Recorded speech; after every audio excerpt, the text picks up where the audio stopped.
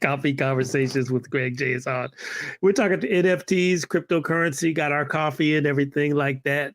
Before we get into this with Rhonda Love, she's got a lot to say about this. I want to bring her in and just kind of share reflections on what we experienced this past weekend as we did attend the Supermint NFT Conference deep in the arts district of downtown Los Angeles.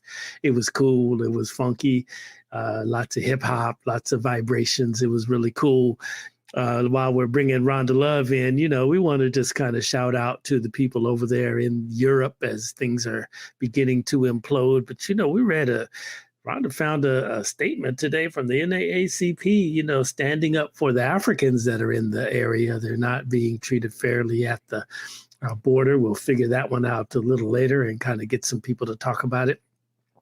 But the whole NFT cryptocurrency world is right here. And, Rhonda, are you there? Hi there, I'm here. Good morning. There she is, Rhonda Love. Yes. Hello. She is the resident NFT cryptocurrency guru, founder of the blockchain camp, and got me out there in the NFT conference here this past weekend. We went to Supermint. And, Rhonda, first, let's just tell the people what Supermint was. I just can only describe it as an NFT conference, but you have more words to add to what we experienced this past weekend? No, you said it in a nutshell. Simply an NFT conference in Los Angeles. It was their Genesis conference, their very first one. And it was just it was a collective of artists and builders and those who service the NFT ecosystem, just all together in one location with lots of panels and discussions and information and music and exhibits and so forth. One thing is sure, this whole cryptocurrency NFT situation is here. Is not going anywhere. There was a lot of people at this experience, and a lot of information to be exchanged for sure. Rhonda might be somebody on here that says, all right, what's an NFT? And then there's others that may say, I get it, but why would I buy something that only exists on my phone?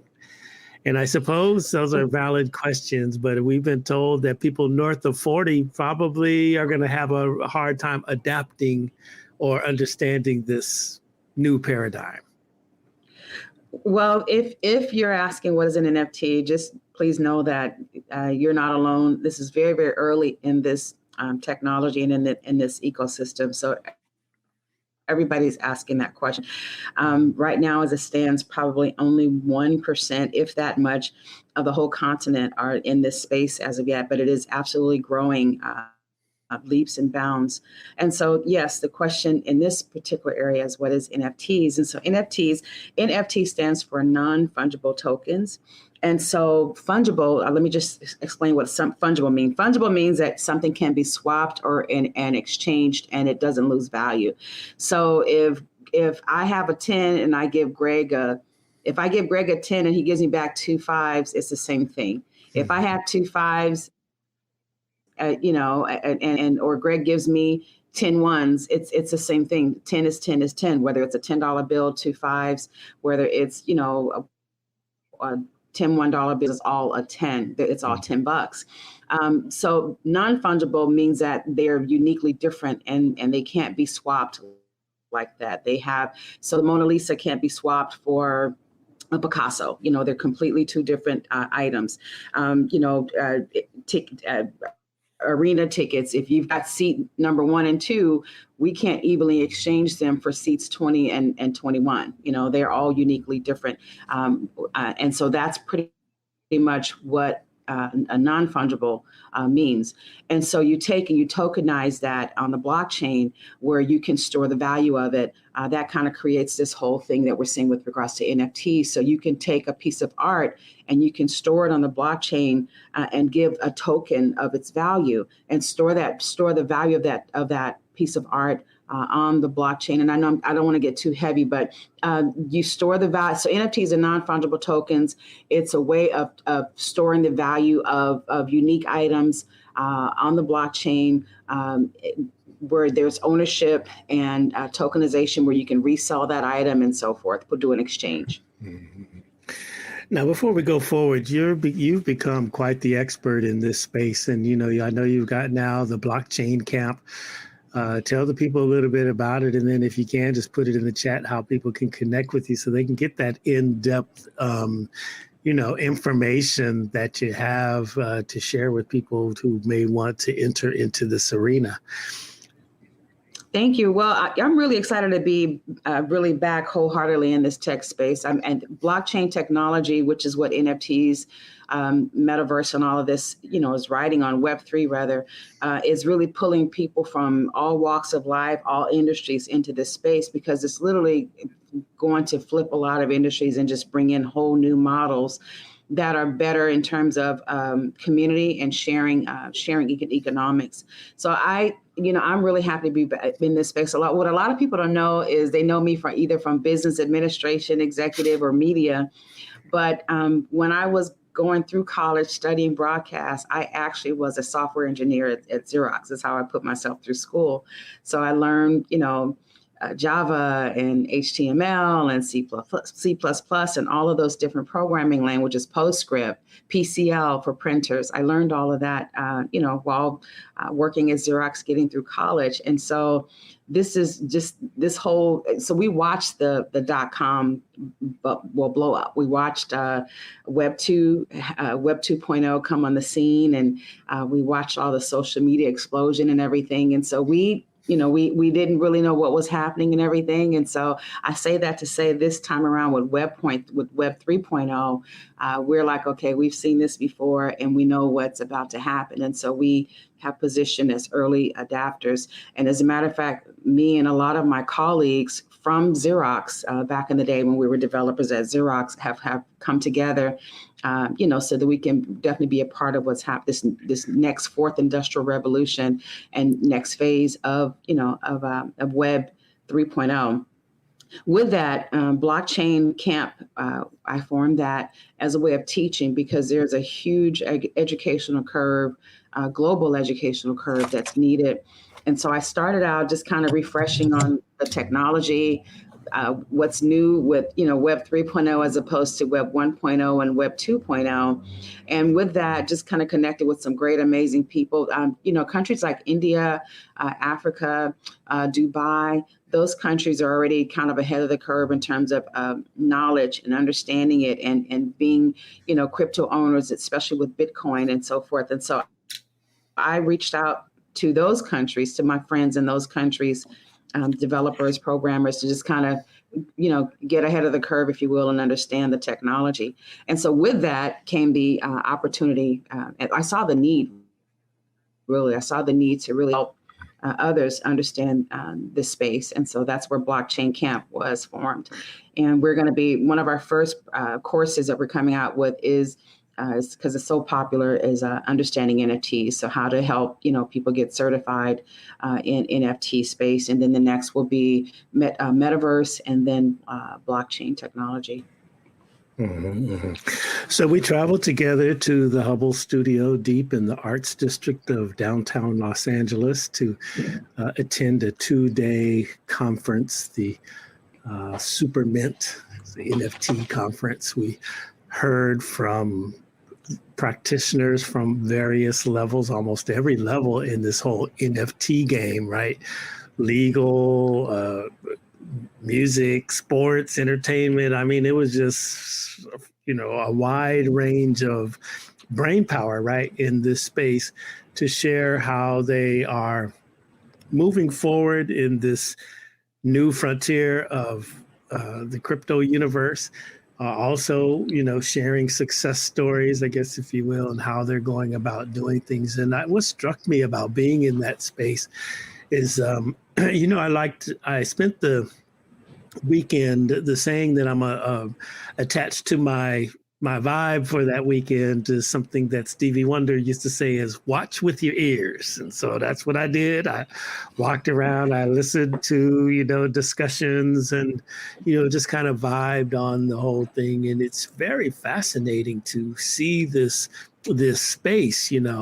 I do think that so you see educational applications to it. I do see also, the art category in the NFT space as being kind of the sweet spot, if you will, of the many applications you could use in this NFT blockchain world. And, talk a little bit about that. We did a NFT art exhibit a couple of weeks ago. We're planning one now in the art walk. And I know that we have learned that there's a tremendous, misunderstanding about what the art value of the NFT world really is. But in fact, it's quite valuable, and I learned that coming out of this conference. Speak to that a little bit, Rhonda. What do you think? Is art really a valuable sector inside of the NFT world? It absolutely is. And it just kind of creates a new opportunity for creators of arts and lovers of arts to come together in a very decentralized open source space. And bringing value to both. If you are, a digital artist and you've been creating art, you can put your art on the blockchain, the value of the art. You don't put the tangible on there, but you can put the value of the art on the blockchain in the form of an NFT, store the value there, offer that token of ownership to the person who wants to buy your art or consume your art or enjoy your art. And then the beautiful thing for them is just like in the physical world, the blockchain and storing the value in a smart contract on the blockchain allows you to resell that token. And so, which is very, very valuable. One of the things I've been doing is having tons and tons of sidebars with, as you said earlier, those who are north of 40. And I'll just share my little pitch and spill, if I may. If you are north of 40, you are probably old school and you're used to seeing your Picassos on the wall, with your paperwork in hand and ownership, and you're used to having to have it insured. And you're used to probably have a party and inviting people to your house so they can see, you can show your art off so you can floss your art, if you will. This particular, I don't want to say generation, but I'll just say this era because it's so many different age groups here. But for the most part, we're in a very digital centric space, if you will. And so this generation today loves all of that about art. They're high income earners, just like we've always been, with the need for art to offset taxes and all sorts of things, or just be lovers and consumers of art. But what we're seeing on the blockchain in terms of NFT is we're seeing those same lovers of Picassos, people who love Picasso, they want their Picassos in their phone, which is where they live. They want their Picassos in their technology space. Mm-hmm. And so NFTs give you that through the ownership. I had a friend say, I kind of get that part, but, I don't, what's the big deal? Well, there's ownership there. You can, the same. So pretty much it's everything that we do in the physical world in terms of that Picasso, in terms of the paperwork that comes with that Picasso, it's now in the phone, so my art, my Picasso is now in my phone, and the paperwork of ownership is now on the blockchain in the form of a smart contract. And I can sell it just the way I would sell that Picasso that I had on the wall on my house. It happens on the blockchain in terms of that ownership, and it could be either tangible art, physical art where the value is stored there. And then once you sell that art, you ship it to the new owner. And then there's a way of creating authenticity in terms of that ownership as well. Or it could be the actual digital art that's in the phone that you're transferring on the blockchain. And so that's a side if you're the consumer of the art. And so I had a friend say, well, I still don't get it because, if I like a piece of art and it's on the digital, I can print it and enjoy it. Yeah, you can also Google the Mona Lisa. If you Google Mona Lisa right now, it'll come up on Google, and you can download a copy of that and print it up and look at it and everything else. but you don't own it. And so there's the ownership component of it as well, so, and there's various different, just various different benefits. Another benefit for artists is that it just gives them an opportunity to just create some revenue. And if you do it really well, if you do pieces that people really love, kind of like Beeple sold a $69 million piece of art through Christie's auction house. If you're doing it, the beautiful thing about it as well is with the value of it being stored on the blockchain, you can put in your contract, your smart contract, that for the life of this piece of art, whenever whomever owns it is selling it, that artist can get 10%, 15%, whatever you decide to put in that contract on the blockchain for the life of that piece of art's ownership. That artist can still get a residual income off of it. So there's just tons of benefits with regards to this ecosystem for artists. That's a very healthy conversation in the season that Coffee Conversations with Greg J is in. We've been working real closely. We kicked it off last week. We've been having a series of discussions about the creative economy, right? And while in that series, we kind of focus on Blacks in classical music. I mean, what you're talking about is a new economy in the creative space, and definitely has its rightful space in the discussion of the creative economy, and it's brand new. That's the one thing that I really realized, or was underscored for me as we experience the Supermint, is how new everything is, and people are just coming up with stuff to try to make it happen, But then there's also the collectors, it was Money B from Digital Underground, the legendary Grammy-nominated hip hop group. Money B was there. In fact, they performed, but B was there, and he was like, "Yo, I got a bunch of NFTs. They're not worth nothing, but I just want to look at them and look for images that look like me." That was a very profound statement from the podium there for me, because it is sometimes, like you say, I just want to have the stuff in my phone and own it and enjoy it in that fashion, that digital fashion. I'm just here for it. Mm-hmm. Yeah, absolutely. And and that was really profound what he said, and he says, I've got, what did he say? I'll try to quote his exact words. He says, I've got 50 pieces of art. He said, and he said, none of them worth Shiznicki. Shiznicki, I'll just say that's what he said. Honey, Yeah. But he said he bought them because, for one, he wanted to support that artist. And for number two, he enjoyed it. He said he tends to buy a lot of Black and brown art, and art that made him feel good about himself, or that he could relate to, and made him, just feel good about who he was or who he is. And so I thought that was really great. And it's no different than, there's tons of art out there in the world that we buy. Everything doesn't have these top high value, resellable numbers to them. And they don't have to, because oftentimes the currency is just enjoying that art.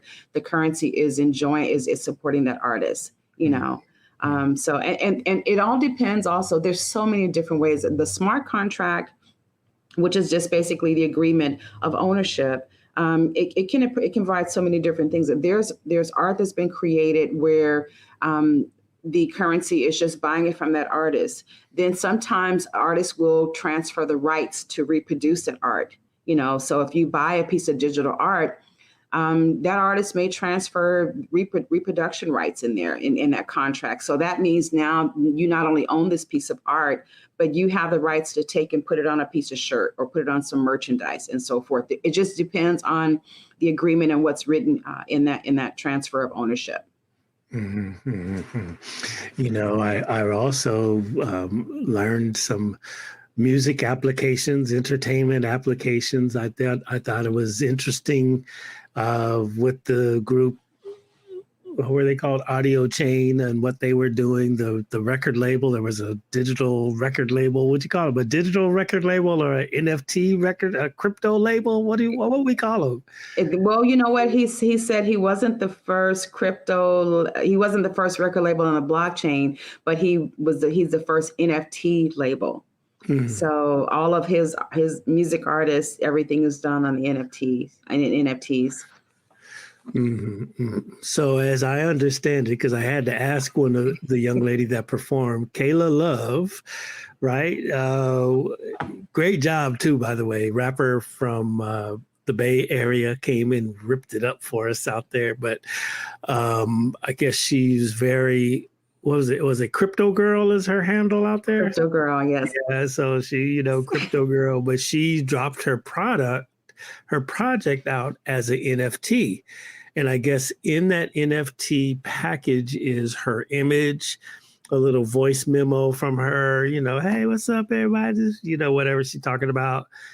The single and maybe a video, I think is what she said. But this is the NFT package that you get if you purchase it wherever you purchase the NFTs. And so, yeah, absolutely. Mm-hmm.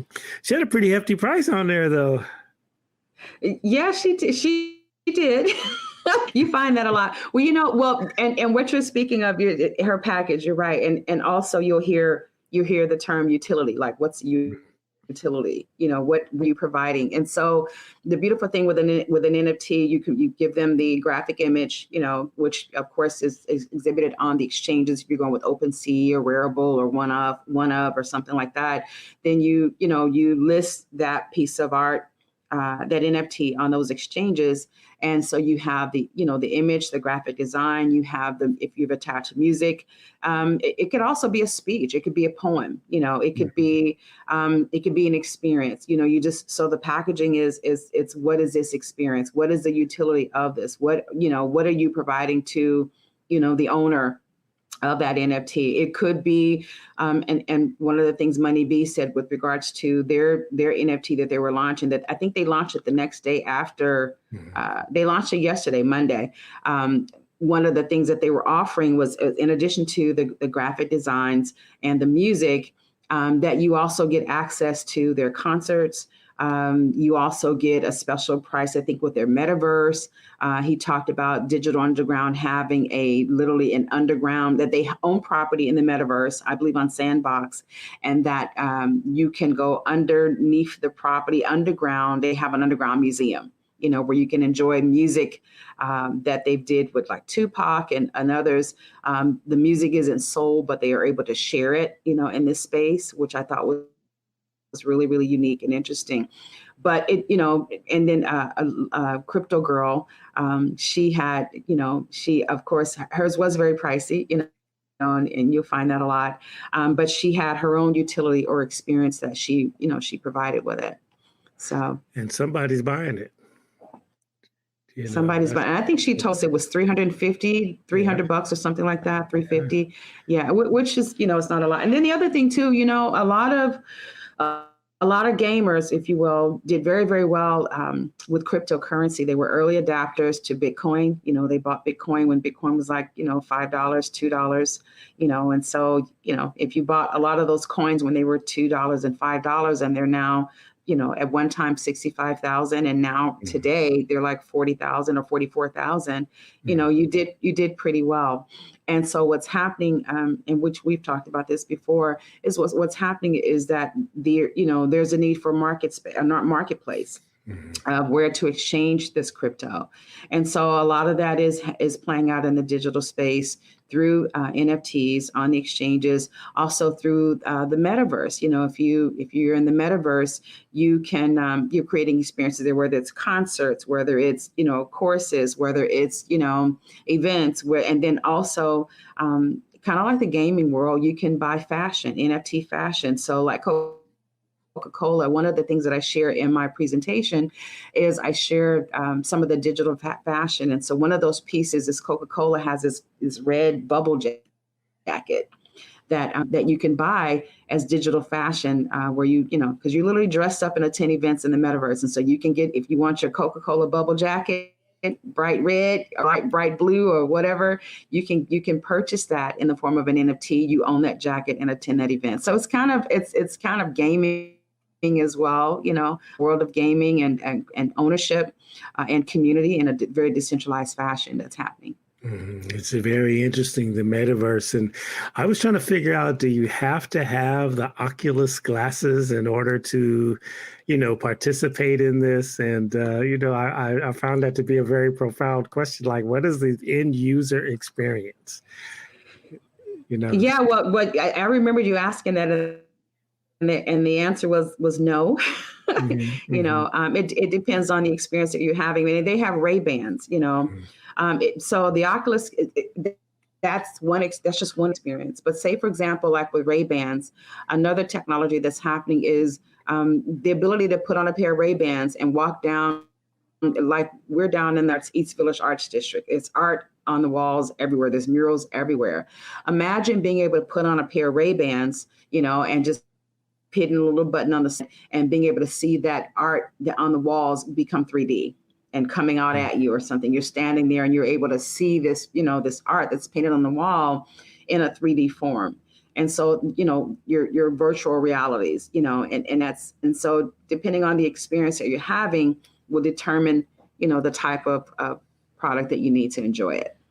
Mm-hmm, mm-hmm, mm-hmm. I remember seeing some videos that were taken in Asia, I guess, and the LED panels on the sides of buildings had such a 3D depth of field. It looked like the car was coming out of the building onto the street, or the water was crashing down onto the street, because the way that the LED panels and the depth of field was so realistic, right? And so this is almost the same thing, except you're in this whole 3D world here with your glasses and your Oculus stuff and everything like that. And while we don't need Oculus, look, I'll see you with it to that penny jar over there to get us for it. Oh yeah, definitely. They're on their way. Wow. Gotta have it. Gotta have it, right? So virtual reality is here.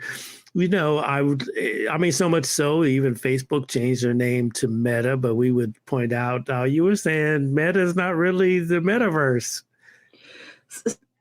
So Meta is, so you have full on blockchain, and then you have inspired blockchain.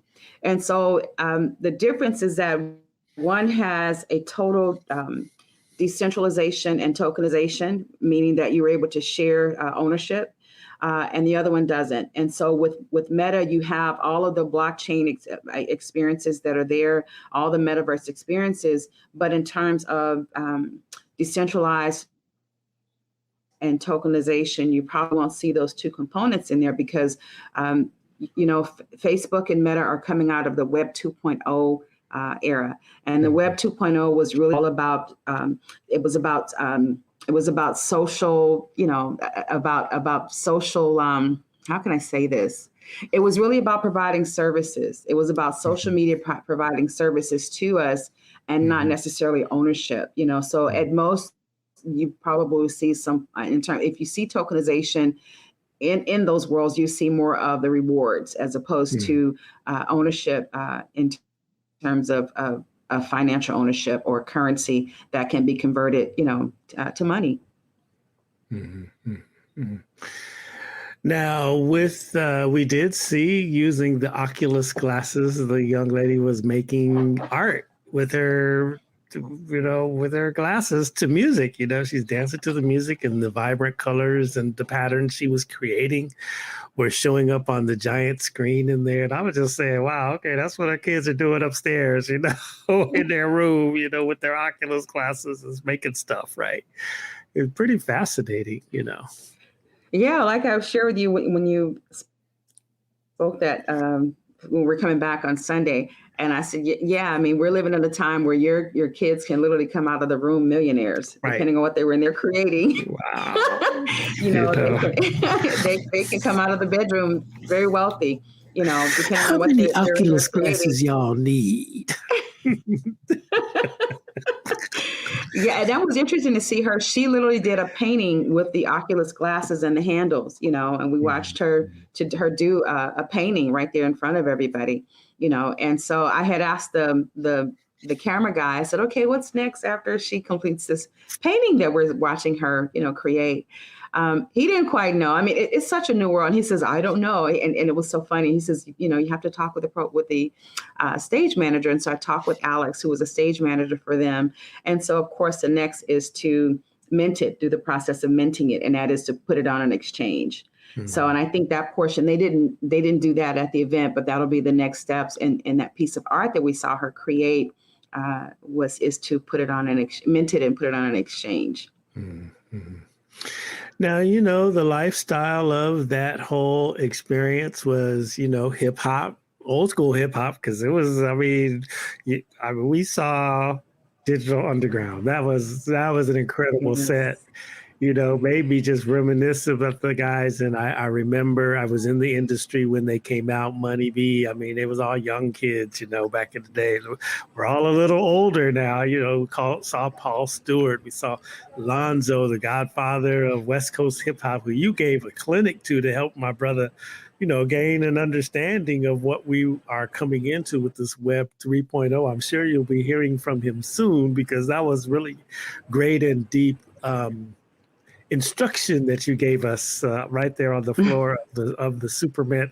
But, I say this, the vibe of that whole thing was, hip hop, DJs, cannabis, beer, street tacos, it's just a whole really urban underground feel to the whole thing.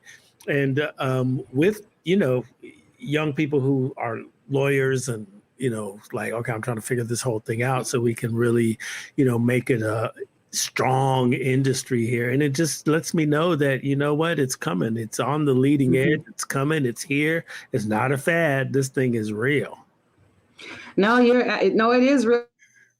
It's not going anywhere, and it's, you see what's being said in the media. The media spends a lot of time on crypto per se, because crypto, for lack of a better word, but crypto is kind of, I don't want to say threat, but it's intimidating to the status quo, to our financial systems, and so you see a lot of discussion about crypto, and of course NFTs, and and the metaverse as well. But when you are there in those ecosystems, face to face, in person, you can see this industry is not going anywhere. Thank you for sharing about Lonzo too. It was phenomenal. I was blown away. It was nice to be a blessing to him, but I'm telling you, it was incredible for me, because as I'm sharing with him, I can see him light up. When people are getting information, we light up. And I started to see his face really light up and get it. And it meant a lot for him to just really thank me the way that he did for sharing that with him. And I think what really got me is, I share with him that, we're actually working with VIP Records. And I've got a meeting today with them so we can begin to get them in that ecosystem. But when he asked the question, he says, well, what can I do with Eve After Dark? And just kind of begin to think about, just some strategy for him on the spot, and being able to share a concept with him that he could see, that I think he's going to probably do something with, was really, it was really exciting to do that. It was awesome to do that. So. Yeah, it's just very interesting. A lot of those people that were in attendance were all about taking the content that they have in the NFT space and just, flipping it for, they're trying to make a profit. But, the prospect of preserving culture is so immense, man. It's just really, really something. And that's why I was asking the question about if they were, connecting the bridges with Africa and everything. Because, anything in the cyberspace is international, it's global. You could touch anybody, and it's just an opportunity, I think, for us to elevate culture, to preserve even the more, to go back and get photographs and images that are probably now in the public domain, or I don't know, just even with permission, just of historical moments, right, in our culture that otherwise would not be really memorialized in such an artistic manner. And then even, help stimulate the creative economy, whether that's generating like the shared ownership that we've described, or maybe as part of that shared ownership, it becomes a fundraising tool to some sort of social justice or human rights initiative out here in these communities. I mean, there's just so many things that we can do in this space for the good of the people. But preservation of culture is, man, right there at the forefront.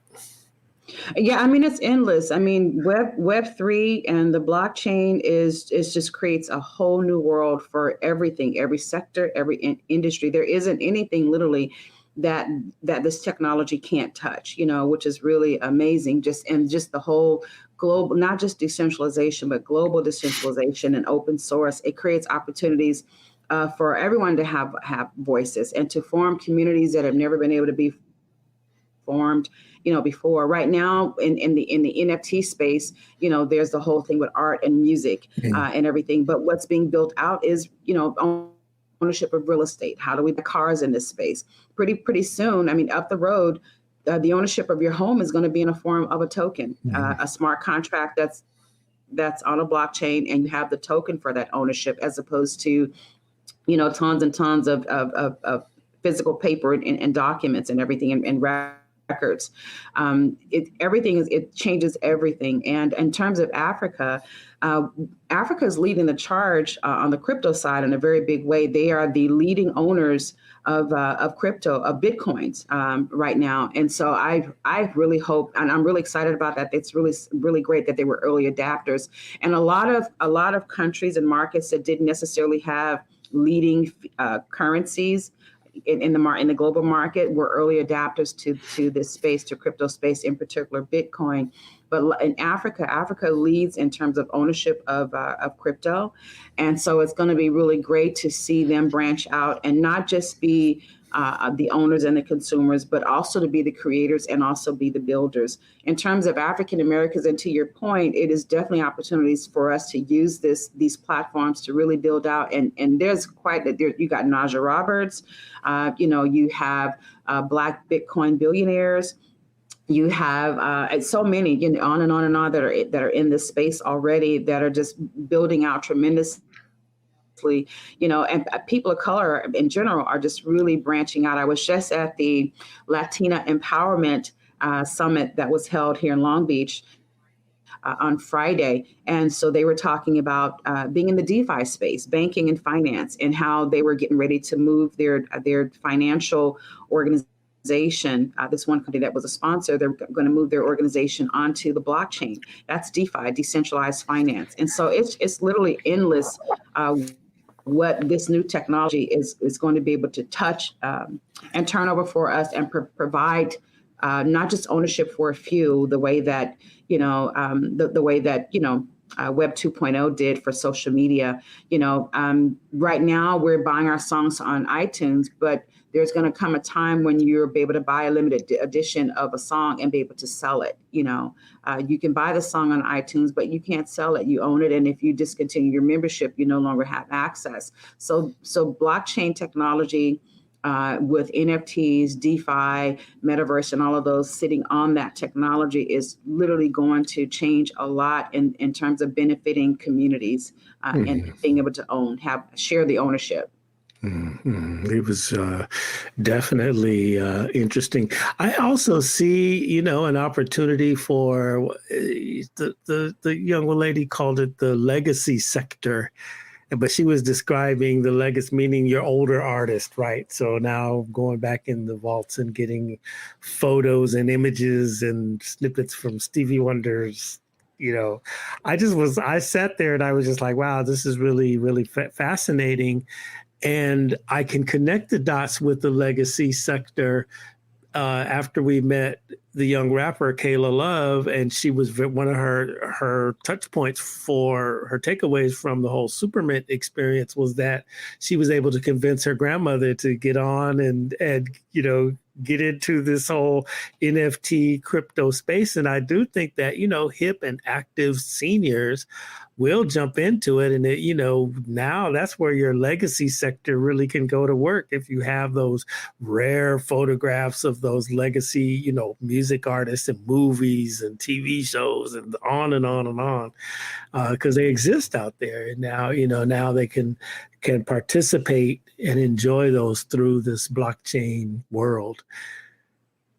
Who have been thinking about it a lot there, Rhonda Love. Yeah, you're in the rabbit hole. Welcome to the rabbit hole. Now you see why I can only sleep 2 minutes a night. Yeah, it's really something. It'd be interesting to hear, I mean, clearly we saw some people who were high level executives and they were truly examining the legalities and the essences of coming into this space. I think the problem that they're going to run into is that it is decentralized, and I think that's the gold mine of the whole experience. It's kind of government really can't really touch it and regulate it. You know, on the other hand, I would suppose we need to pay attention to security. There's bad actors in everything, right? And so if people are afraid of bad actors, I mean, that I have to say that bad actors are everywhere. So we just need to go in with and let the good outshine the bad. But I say that the executive level people, just to note that, major media companies are coming. They just got to figure it out, right? They've got to figure it out. And, how does it all work? I thought it was interesting when they described inside of the metaverse how advertising was sold on different spaces inside of there. It'd be interesting to see what those dollar matrix are like.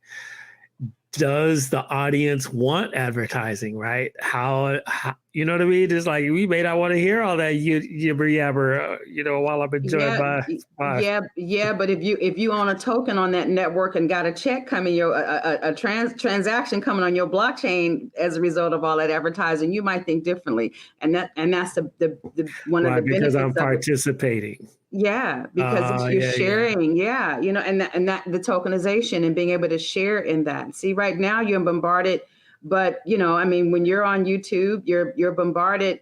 But where does those advertising dollars go to? I mean, it doesn't go to you. I mean, they have your identity, they have your analytics and all of that great stuff, so that they'll know what to serve you, so that the advertiser benefits because they get access to your eyeballs, and YouTube's benefits because they get the check, and that content owner, they give the content owner barely anything, for the use of content that's drawn you to that platform. But think about YouTube on the blockchain, where there's tokenization and you have ownership there, you know what I mean? Mm-hmm. And so now that kind of creates a different mindset and everything. As you touched on a lot of really great points, and I want to make sure I don't forget some of what you talked about. One of the things that you mentioned just about if you're older and just the benefits of in that blockchain.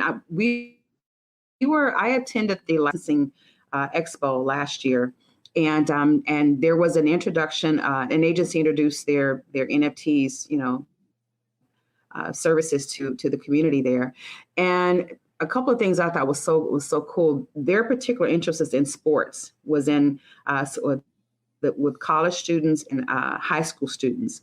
And you didn't have to currently be a current college student or a high school student. So case in point. So say, for example, you went to Compton High, right? Like my nephew. I had a nephew who, he just killed it when he was at Compton High. And let's just say he's in his 40s now, or, 45. And he didn't, you know what I mean? And he didn't necessarily do the whole big, huge NBA situation.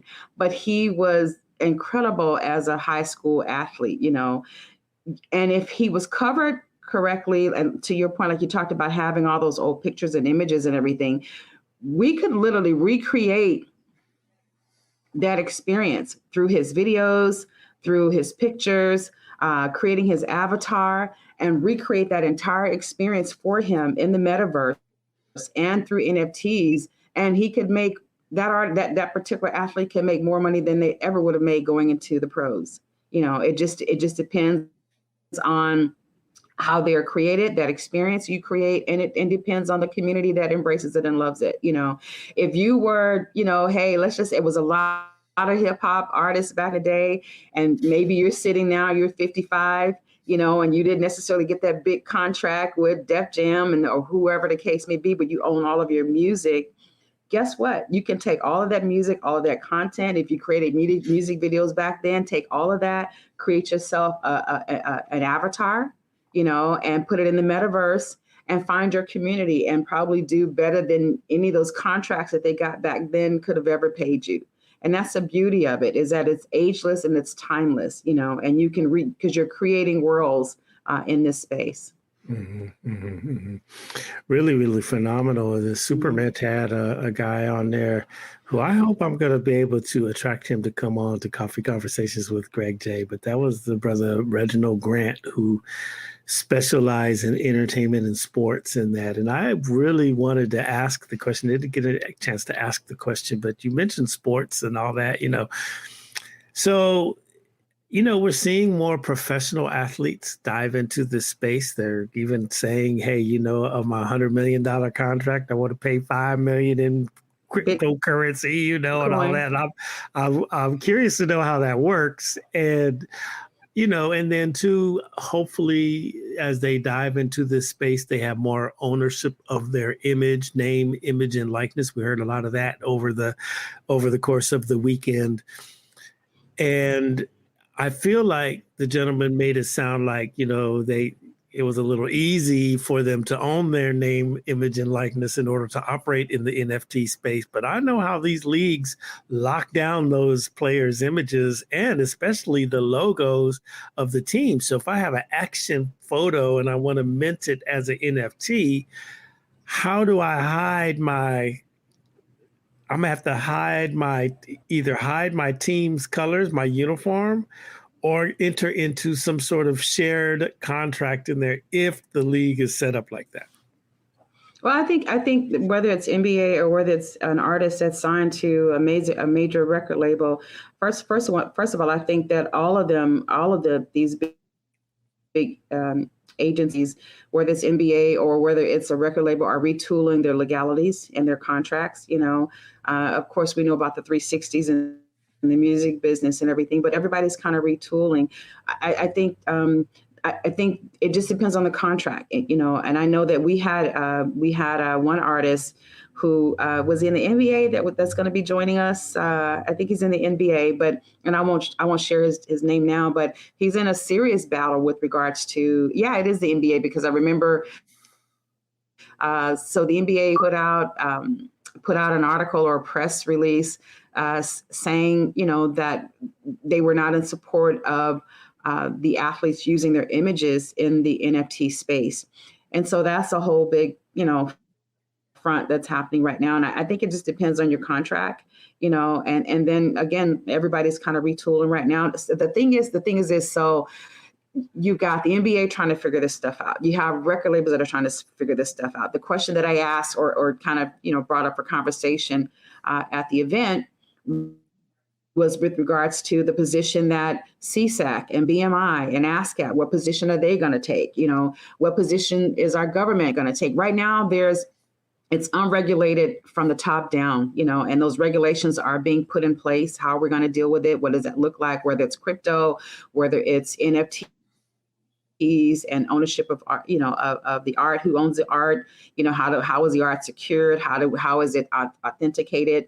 Its authenticity, just all of those things. I mean, and it's on all levels. Even we're experiencing that as we try to do these exhibits. We just got a contract from a corporate, a corporation, and just reading through that 6 or 7 page contract, you can see where the understanding of the space is still brand new, and just in the terms and how it's noted in there that there's still a learning curve even for them in terms of their understanding of this industry. So I think it's all just the regulations are just up in the air, and we're waiting for them to settle, whether it's government or corporations. Do you think that, corporations are so afraid of this new plateau that they just like not trying to learn about it, or are they actively trying to engage so that they can create the paradigms they need to participate in this? Because, at the end of the day, it still helps them too. Yeah, well, I think there's a lot of aspects to blockchain technology that need, and then figure it out and regulate it. I mean, from security to the currency. I mean, everything. Like with us, this exhibit that we were gonna be doing, that we're doing, working on doing now, that we wanted to do at a part of a corporate chain. So their situation was okay. Well, the situation there, a part of it was that there is exchange of currency there, or the currency that's exchanged for this art, it's crypto. It's not fiat. It's not, the US dollar. So how do you handle that? So I think that there are so many different aspects and layers that this technology brings that has to be figured out, whether it's security, whether it's currency, what does that look like? Just all of that. I mean, I think, and our government entities, whether it's local or state or national or federal, they're definitely going to wait until the regulations are in place, from the Securities Exchange and so forth, before moving forward, because our government is in the business of fiat, of U.S. dollars and taxes, and so you're talking about crypto and Bitcoin and all of that, of course, we're seeing changes there as well. We're seeing now that Cash App is has to report the transactions there in terms of cryptocurrency, converting in Bitcoins and all of that stuff. And so I guess in short, it's all in the air right now. And that's the one thing that was constantly shared this weekend and has always been shared, is that we're just waiting for the regulatory here in the States to take place. Well, it's interesting because I'm hoping that I know that we are on the leading edge of being, because we are at our core, we are advocates, producers, promoters of arts and culture, and that's just what we do, whether it's what's the term I heard this weekend? IRL, in real life, or in the virtual space, right? I mean, that's just what we do. And so we're going to continue to advance on the leading edge of this new technology, these new spaces. But at the same time, we always want to operate, as I say, decently and in order. We do proper business, But it feels like these places where we would move in and out of are it's so baffling that they just don't even want to talk about it, right? And I feel like that's a kind of a closed-minded way of looking at the whole thing, because it's not going anywhere, right?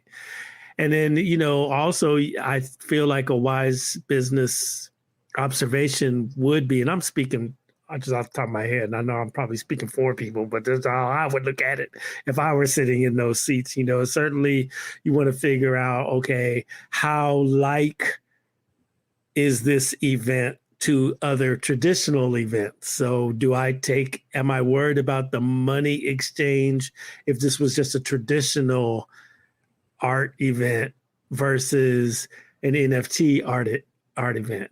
Then if I'm participating in the commerce of that, then maybe I need to have a really regulatory, point of view on the whole thing. It's just really kind of crazy to me. It's almost like institutions don't want to talk to you. Well, I don't think that, because we all can see that this is a force to be reckoned with. It's not going anywhere. It really is the fourth industrial revolution of the world that we see happening. We're looking at right now, we're looking at the blockchain technology, but in terms of that whole ecosystem that Web3 brings, Web3 is bringing not just blockchain technology that has DeFi and metaverse and NFT sitting on it, but it also is bringing AI, artificial intelligence. It's also bringing virtual realities, it's also bringing robotics. It's just, there's a whole plethora that is coming with Web3 technology, moving us from Web 2 to Web 3. And all of that stuff has to be figured out, and so I think when you don't have an answer, the best response is no answer or silence until you figure it out. But I think going back to something that all of us were saying, we all were saying this weekend, for one, it's a wild, wild west right now because of all of that. That was the one thing we kept talking about this weekend. Yes. We kept talking about that. We also kept saying that, we're early. It's new. They were all early. And the other thing we kept talking about is that it's still unregulated, and so we're just waiting for that, that to happen. But if you want to know whether this technology is going anywhere, what is it? Humans Need Not Apply. There's a documentary, a 15-minute documentary that you can just Google on YouTube, and it'll tell you in terms of the AI and robotics. The other thing too is, if you go to the Library of Congress, and if you just look there, they actually have for trademarks and patents, this industry in terms of virtual reality, augmented reality, robotics, they literally have their own separate link now and portal on the Library of Congress's site, because there's so many registrations that are happening, and they've been happening for a minute now, with regards to gearing up for this new industrial revolution that's happening and taking place. But it's very new. It's very early. Right now, the other thing that we really talked about a lot, and we've been not just at this event this weekend, but it's just been the conversation for a couple of years now, and that is the education of it is very important right now. Just getting people educated to understand this space, in addition to, the regulatories that are happening. Is very, very important, is the educational component. And the education is important because, for one, it just kind of helps people in that transition to this space. And for number two, with regards to security and protection, being able to understand this ecosystem is very, very important in terms of protecting yourself, because there are bad actors out there. I mean, there's always been bad actors, and it doesn't matter. There's bad actors that use crypto, just like there were bad actors that use the US dollar. It's no different. It doesn't bring anything different. And so the education in this space is extremely important, which is another reason why we chose to kind of initially focus on the educational piece while looking at the entire blockchain technology for, we do film, we're digital media people, so we're looking at it for the film as well. But we already have been educating in digital media, and so we're just adding this blockchain portion to what we do, because there's a huge need in understanding it. I know for me, my first experience with Bitcoin, was a scam. They call it I got rugged. I got rugged. Yes. My first experience, and I brought family in with me. In that, it was an investment that we thought it was We thought it was cryptocurrency, Bitcoin, as a part of a Forex exchange, and turns out it was a total scam, and that's a whole nother show within itself. That really is that's prompted me to do more than just get out of that situation, but to understand this world. And by doing that, I thought, oh my God, this is a whole new revolution that's happening, and it's definitely not going anywhere. I mean, and we're kind of slow adapters here in the States because we're waiting for the regulatory, but around the world, globally, I mean, look, Brazil made Bitcoin their currency. It's not going anywhere. Yeah, definitely here to stay. They wore that. They said you're not due if you you ain't nothing if you ain't been rugged before. That's what I heard. Yeah, I said, okay, I feel better now. I don't feel so bad about getting scammed. Wow. Like, what? Is that what happened? Okay. That's what happened. That's what happened. That was my indoctrination. Yes. They said that. I was like, wow. Yeah. Well, I don't think it's exactly happened to me yet, but I got little baby holdings. I'm just going baby step in here, listening and moving forward, But it hasn't happened quite yet. But I'm sure after I heard what I heard over the weekend, I'm sure it soon come. Yeah, my first experience was a scam with Bitcoin, and then turned around and Elon Musk did a pump and dump on us. Right on Saturday Night Live on general market television. It's just like, whoa. I don't think these rich people should have such a say, such power in it, I mean, because they're not for us. I mean, the whole underlying principle of the whole thing is independence, community, and, revolution, with the little man standing up against the machine. And then here comes like the richest guy in the whole world. And his words cause, massive market crash. That's antithetical to what this industry is saying that it is. Yeah. No, that's very true. And you share the same sentiments that a lot in the community share is that it's really about community, decentralized, and so that everyone can benefit and grow, from the economics of this. And so they, in all honesty, people like Elon Musk and Kim Kardashian and a lot of the, the big names out there and everything, this community really kind of frowns on bringing that star power, if you will, into this, because a lot of them really did their thing and did well in social media and Web 2.0.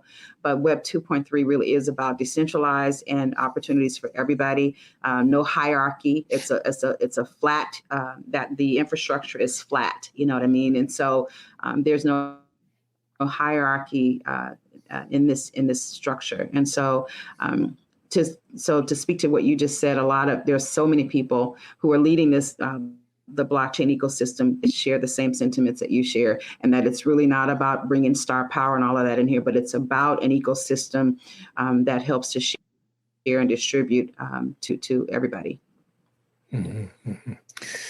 Well, y'all, a little more as we keep going, we are going to refer back and forth to the blockchain because we are in it, leading edge, led by our general, Rhonda Love, right there. She's making stuff happen.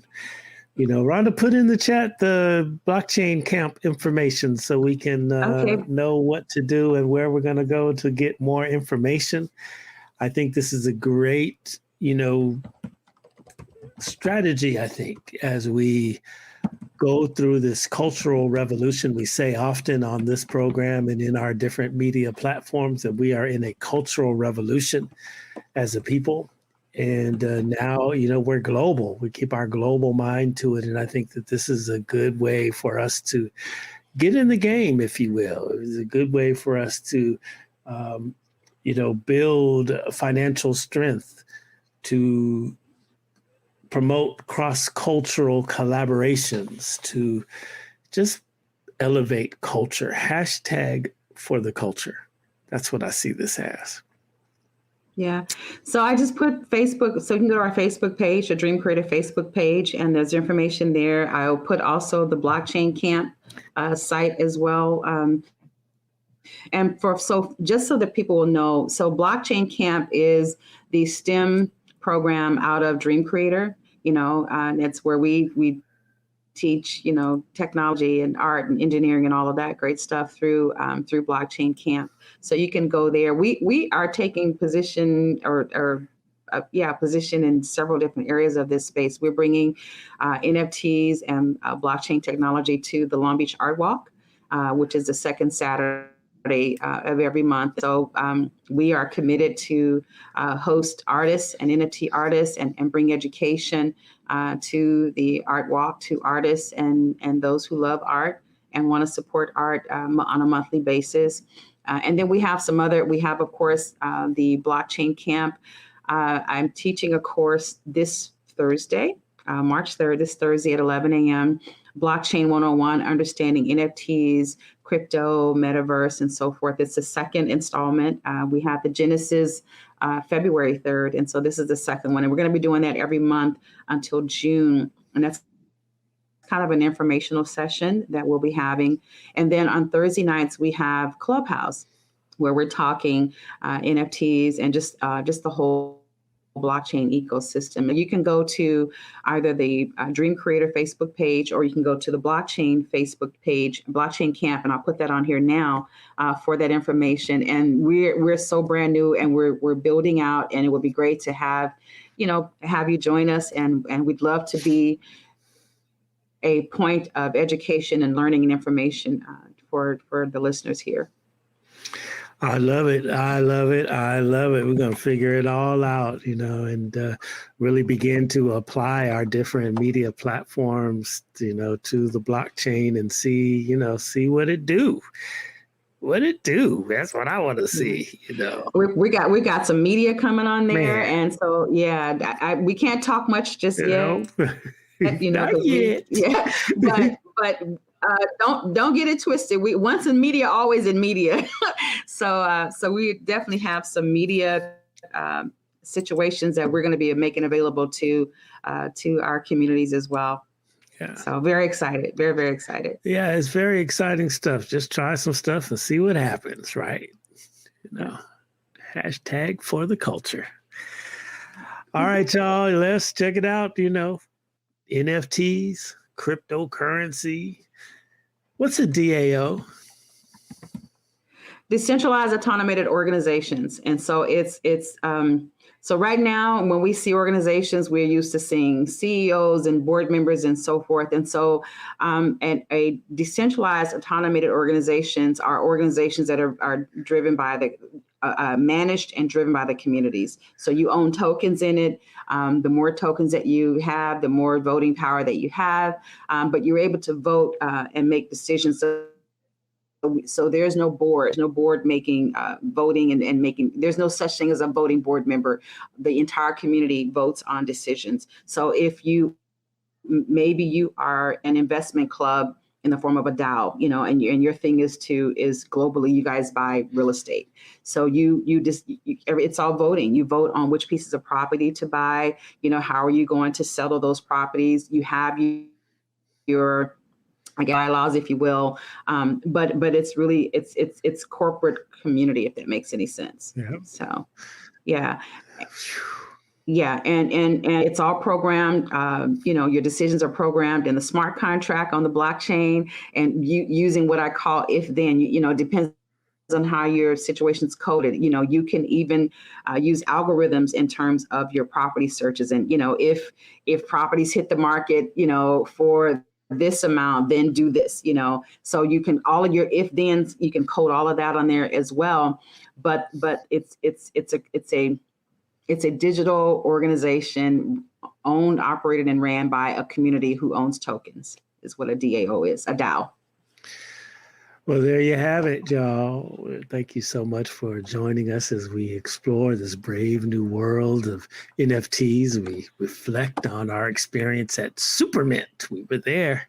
That was the hippest place in LA to be, I think, you know. Yeah.